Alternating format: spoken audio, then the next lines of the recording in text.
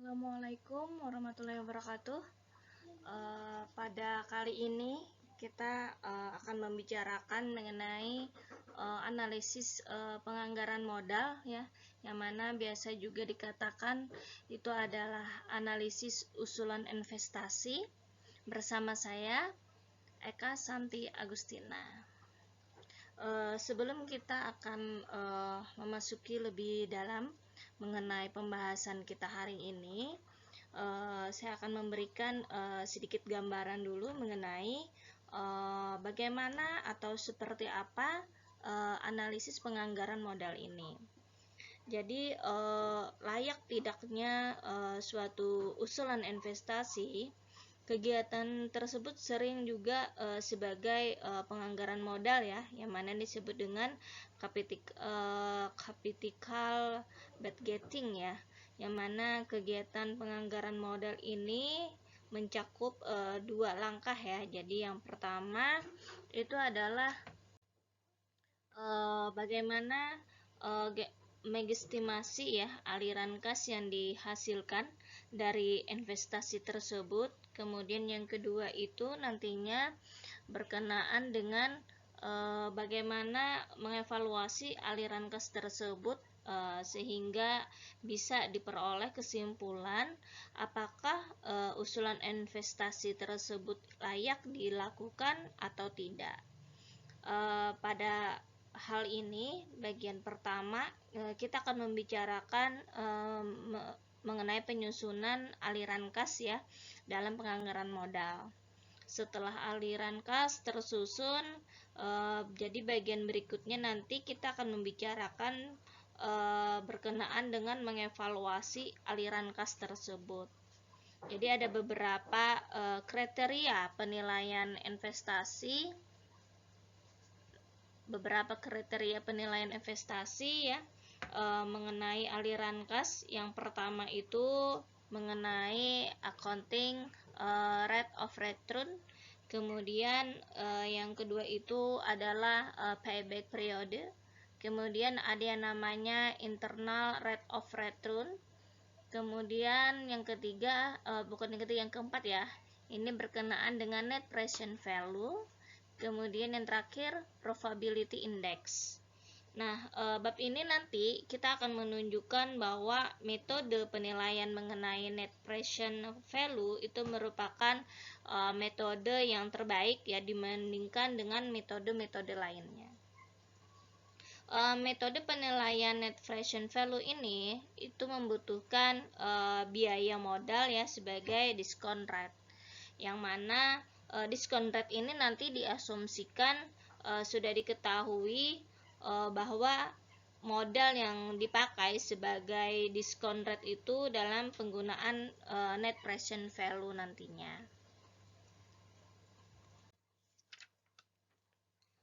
Kemudian kita akan masuk kepada menaksir aliran kas. Jadi dalam analisis keputusan investasi ada beberapa langkah yang perlu dipertimbangkan ya. Jadi yang pertama itu menaksir aliran kas dari investasi tersebut. Kemudian yang kedua itu adalah menghitung biaya modal rata-rata tertimbang. Yang ketiga, mengevaluasi investasi tersebut dengan kriteria investasi seperti payback period, kemudian bisa dengan menggunakan NPV dan IRR. Pengambilan keputusan apakah investasi ini nanti diterima atau tidak. Jadi langkah pertama dan keempat ini itu adalah merupakan langkah yang paling sulit ya. Pertama, kita harus mengaplikasi aliran kas dari suatu investasi tertentu sulit diidentifikasi dan didiskualifikasikan ya. Jadi bisa saja dengan contoh jika kita ingin mendirikan pabrik komputer ya, maka kita harus mengestimasi penjualan dan biaya yang berkaitan dengan komputer. Tentu saja hal tersebut itu sulit dilakukan, apalagi kalau kita ingin memperoleh ketepatan angka yang tinggi, itu biasanya hanya orang analisis yang mempunyai spesialisasi yang khusus yang bisa menghitung aliran kas dengan ketepatan yang baik. Jadi dalam menaksir aliran kas itu yang perlu dipertimbangkan, yang pertama itu berkenaan dengan aliran kas versus keuntungan akuntansi. Kemudian yang kedua itu adalah mengenai incremental cost value ya, mengenai sunk cost. Kemudian biaya kesempatan yaitu opportunity cost. Yang ketiga itu berkenaan dengan fokus pada aliran kas karena keputusan investasi, bukan karena keputusan pendanaan. Berkenaan dengan aliran kas versus keuntungan akuntansi, kita harus berfokus dari manajemen keuntungan ya. Manajemen keuangan dan analisis investasi itu adalah kas, bukannya keuntungan akuntansi. Jadi keuntungan akuntansi ini tidak selalu berarti aliran kas. Kita bisa ambil contoh saja, penjualan itu sebagai bagian barangkali merupakan kredit ya, sehingga belum ada kas yang masuk. Jadi item biaya tertentu seperti depresiasi juga tidak melibatkan kas. Dalam perhitungan depresiasi ini biasanya tidak ada aliran kas yang berpindah tangan. Kita bisa mencontohkan itu adalah mengenai perhitungan yang menunjukkan perbedaan antara aliran kas dengan keuntungan akuntansi. Jadi di sini saya beri ambil contoh mengenai perusahaan mempunyai usulan investasi ya, perkiraan laporan laba rugi tahunan. Kita dapat lihat di layar bahwa di sana itu penjualan ini diasumsikan itu berupa kas ya. Jadi berapa aliran kas tahunan yang dihasilkan investasi tersebut. Maka pada kolom ini, pada sebelah kanan, ini menunjukkan bahwa item-item kas laporan laba rugi dengan hanya memasukkan item-item kas ini, aliran kas masuk adalah sebesar 68.000 US dollar ya, jadi per tahun. Nah, kaitan antara laba setelah pajak, depresiasi, aliran kas bisa ditulis menggunakan hal yang seperti ini. Jadi penjualan ini diasumsikan berupa kas. Nah, jadi aliran kas itu adalah laba setelah pajak itu ditambah dengan depresiasi. Jadi yang mana tadi laba setelah pajak itu adalah 18.000 US dollar, kemudian depresiasinya tadi itu adalah sebesar 50.000 US dollar. Yang mana hasilnya itu adalah sebesar 68.000 US dollar. Nah, cara yang ini itu langsung bisa dilakukan dengan mengidentifikasi item-item mana yang termasuk kas ya masuk dan mana yang termasuk kas keluar. Sebagai contoh itu, jika penjualan dilakukan dengan kredit, maka sebagian penjualan itu akan menjadi kas pada bulan ini atau tahun ini ya. Jadi sebagian lagi itu akan menjadi kas pada bulan tahun depan. Jika kita mempunyai informasi yang cukup, kita bisa memilah-milah ya, mana yang kas dan mana yang bukan, atau kapan menjadi kas. Jika tidak ada informasi yang cukup, tentunya kita memerlukan pendekatan seperti ini yang dapat kita lakukan. Ini berkenaan dengan aliran kas versus keuntungan akuntansi. Kemudian mengenai incremental cash value. Jadi di sini itu adalah aliran kas yang kita perhitungan itu adalah aliran kas yang muncul ya karena keputusan menjalankan investasi yang sedang dipertimbangkan. Aliran kas yang tidak relevan itu tidak akan masuk dalam analisis. Aliran kas yang relevan sering diberi nama sebagai incremental cash value. Contoh aliran kas yang tidak relevan itu adalah sunk cost ya. Jadi ini adalah aliran kas yang tidak relevan. Nah, apa yang dimaksud dengan sunk cost? Itu adalah biaya yang sudah tertanam dan sudah hilang. Jadi keputusan menerima atau menolak usulan investasi itu tidak akan dipengaruhi oleh sunk cost ya. Contohnya kita bisa beri biaya feasibility study ya, yaitu studi kelayakan. Kemudian ada biaya riset pemasaran. Biaya tersebut itu sudah keluar pada waktu analisis investasi dilakukan. Hasil riset atau studi kelayakan ini barangkali akan menjadi masukan ya atau mempengaruhi bagi analisis. Tetapi uang yang sudah dikeluarkan itu tidak akan mempengaruhi keputusan apakah investasi itu dilakukan apa tidak ya. Jadi ini adalah contoh mengenai sunk cost ya. Kemudian biaya kesempatan opportunity cost biasanya itu adalah item lain yang perlu diperhatikan ya. Jadi dapat kita beri contoh itu adalah jika usulan investasi itu dilakukan, maka investasi tersebut akan menggunakan gudang. Jadi gudang ini tentunya bisa disewakan ya. Karena digunakan oleh proyek baru tersebut, gudang pada akhirnya itu tidak bisa disewakan. Untuk analisis investasinya, gudang tersebut itu mempunyai biaya kesempatan. Dengan demikian, sewa yang hilang tersebut itu harus dimasukkan sebagai elemen biaya. Jadi bukan berarti sebuah investasi atau kas masuk lagi.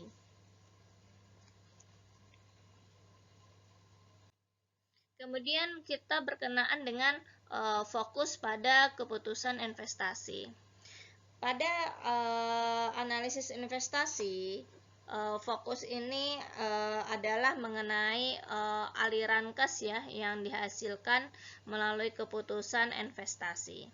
Jadi aliran kas yang dihasilkan dari keputusan pendanaan itu harus dihilangkan ya atau dikeluarkan dari analisis. Kenapa demikian? Itu karena keputusan pendanaan masuk ya ke dalam perhitungan tingkat diskon rate yang dipakai weighted average cost of capital. Jika biaya bunga juga dimasukkan ke dalam perhitungan aliran kas ya sebagai pengurangan aliran kas masuk, maka akan terjadi proses double counting atau perhitungan ganda ya. Jadi kas masuk itu dikurangi biaya bunga, sementara kas masuk itu didiskontokan dengan WICC yang memasukkan keputusan pendanaan. Dengan kata lain, efek keputusan pendanaan ini akan hanya terlihat di tingkat diskonto ya, bukan pada perhitungan aliran kas lainnya. Kita beri contoh saja mengenai laporan laba rugi ya yang menunjukkan angka-angka sebagai berikut nih. Ada perbandingan ya mengenai basic cash value dan laporan laba rugi akuntansi dengan memasukkan bunga keputusan pendanaan. Dapat kita lihat di sini di sebelah kiri, kolom kiri ini adalah laporan laba rugi. Kemudian yang di sebelah kanan ini adalah laporan kas masuk dan keluar ya. Di sini adalah keterangan. Jadi penjualan di sini terlihat adalah 150.000 US dollar ya untuk di kolom laba rugi, dan di kolom masuk atau kas itu juga sama, yaitu sebesar 150.000 US dollar. Nah, di dalam hal ini berapa aliran kas masuk yang sebenarnya ya. Jadi dapat kita perhatikan di dalam laporan laba rugi ini bahwa segala hal dengan laporan sebelumnya, laporan laba rugi ini ya yang sebelum dimasukkan bunga, sebagai contoh itu penjualan sama-sama sebesar 150.000 US dollar. Jadi satu-satunya perbedaan itu adalah laporan di atas yang memasukkan bunga ya. Jadi yang memasukkan bunga inilah yang membedakan ya.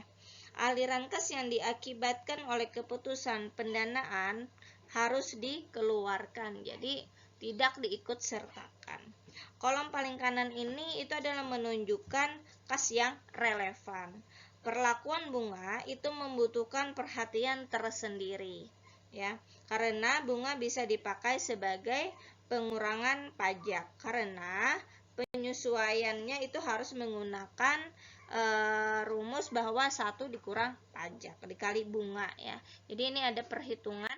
Nah, ini jadi aliran kas laba bersih itu ditambah depresiasi, ya, ditambah dalam kurung 1 dikurang tingkat pajak, ya, dikali bunga.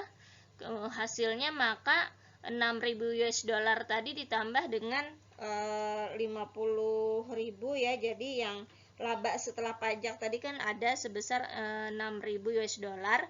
Kemudian depresiasinya itu adalah sebesar 50.000 US dollar. Bunga penyesuaian pajaknya itu adalah 0,4. Tadi karena rumusnya ini adalah 1 dikurang pajak, maka di sini akan ditambah 1 dikurang 0,4 karena pajaknya tadi adalah sebesar 0,4 dan bunga yang didapat tadi itu adalah sebesar 20.000 US dollar. Maka hasil yang kita peroleh itu adalah sebesar 68.000 US dollar. Dengan demikian, ya, kita dapat lihat bahwa aliran kas tersebut sama seperti aliran kas sebelumnya. Jadi hal semacam ini itu diharapkan karena kedua laporan laba rugi ini pada dasarnya sama. Jadi kecuali untuk keputusan pendanaan.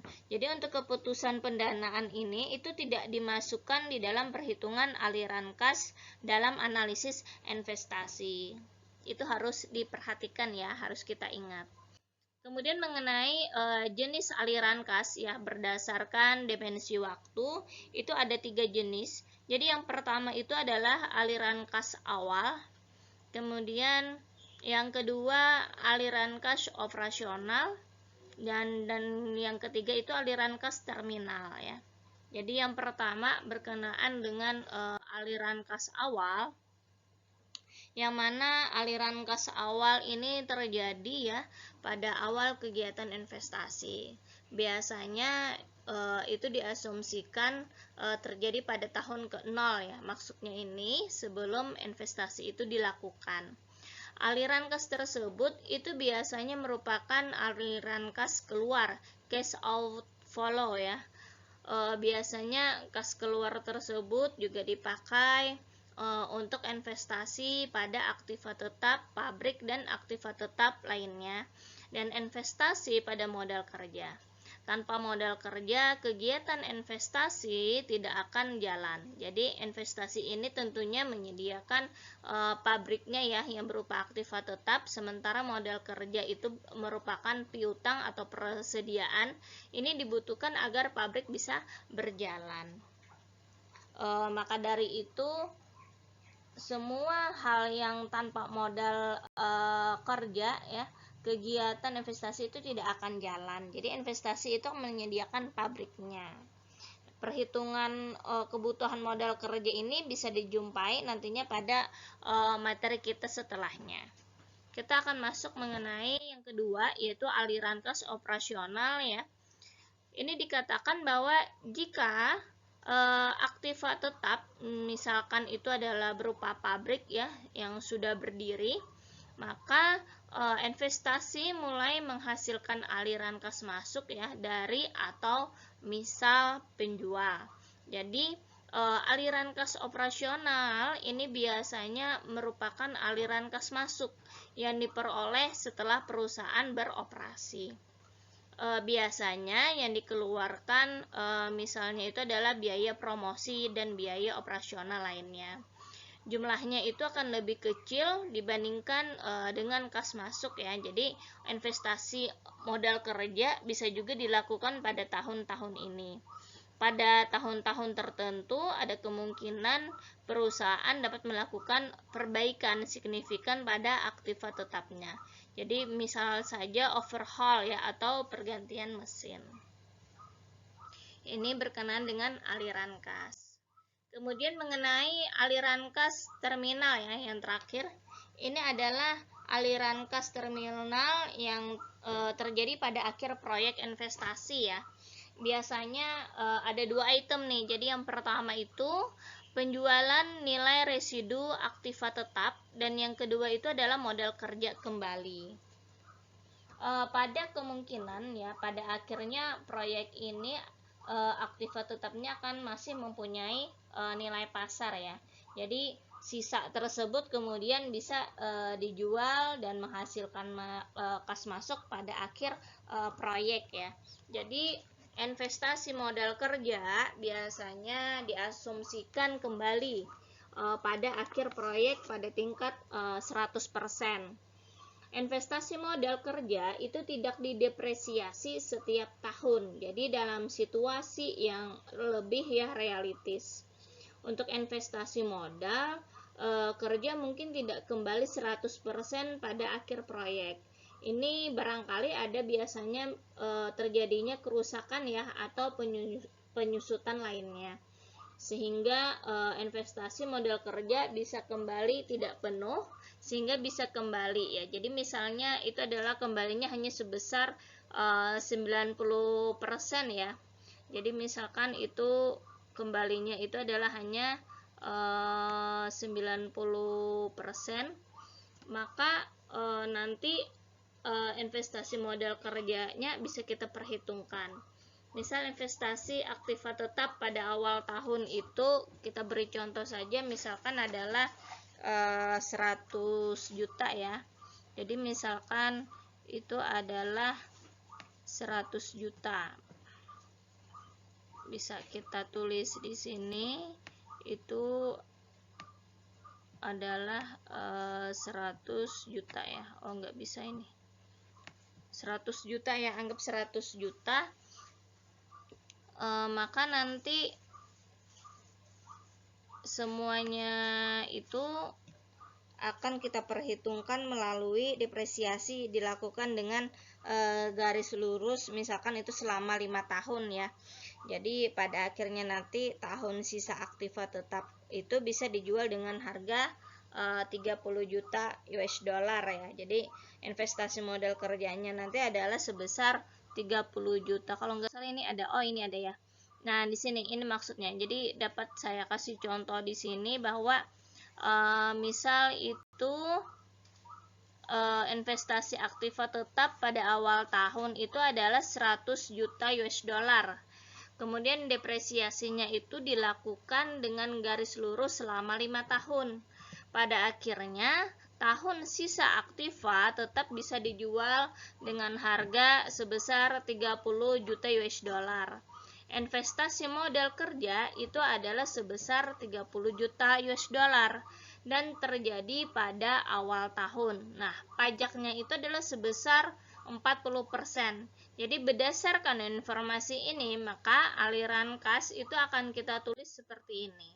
Jadi di sini ada perhitungan dari penjualan nilai residu aktiva tetap, karena tadi nilai perolehannya itu adalah 100 juta ya. Kemudian asetnya itu tadi adalah 30 juta, depresiasi totalnya selama 5 tahun, berarti dari hal depresiasi itu adalah 16 juta dikali 5 itu ada sebesar 80 juta ya. Jadi ini adalah aliran kas terminal ya. Bisa dipahami di sini ya. Kemudian untuk selanjutnya itu adalah perhitungan kas operasional.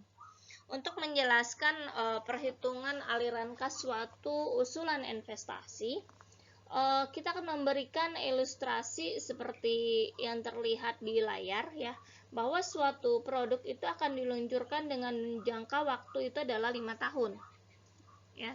Jadi dalam jangka waktu 5 tahun itu biaya investasinya sebesar 100.000. Kemudian depresiasinya yang tadi adalah 5 tahun ya. Jadi per tahunnya tadi itu diperhitungkan adalah 16.000 pada akhir proyek, maka aset tersebut itu bisa dijual dengan harga 30.000. Jika dilaksanakan proyek tersebut akan memakai fasilitas gudang yang disedianya, itu bisa dijual dengan harga sebesar 150.000. Nah, kemudian bagaimana dengan aliran kas masuk rutin diperoleh dari kegiatan operasional? Nah, ini adalah perhitungan kas operasionalnya. Jadi ada penjualannya itu adalah sebesar 300.000, biaya operasionalnya 50.000, depresiasinya itu adalah sebesar 16.000. Jadi dikurang ya. Oh, bukan ditambah ya. Dikurang. Jadi dikurang, maka laba operasionalnya itu adalah sebesar 234.000. Kemudian dikurang lagi dengan pajak sebesar 40% itu adalah 93.600, maka bersihnya itu adalah 140.400 ya. Ini untuk laporan laba rugi akuntansinya. Sedangkan untuk aliran kas, tadi bahwa kita jelaskan dan sudah kita ketahui bahwa untuk perhitungan depresiasi itu akan dihilangkan ya. Jadi tidak dihitung ya. Jadi yang masuknya itu adalah hanya mengenai penjualan dengan biaya operasional, kemudian juga pajak perhitungan yang telah 40% tadi, maka akan dihasilkan sebesar 156.400. Dan ini adalah aliran kas masuk ya. Jadi untuk itu laba bersih yang sebesar 140.400 itu akan ditambah depresiasi, itu akan hasilnya sama sesuai dengan aliran kas tadi sebesar 156.400.